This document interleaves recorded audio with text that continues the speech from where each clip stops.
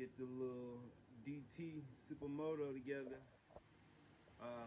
Do a little front bearings in the wheels, straighten out the handlebars, throttle cable, clean the carb up, fuel lines, dry ride it. So we're gonna add some new lines to it. Clean it up, get this thing back going. Ping ping.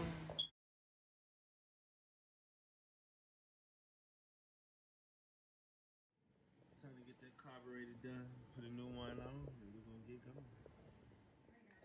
New carbs installed. Look at all that.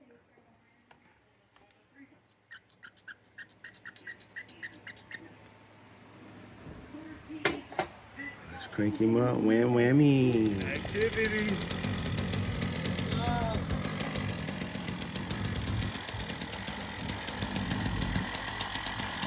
Smoking the whole place up.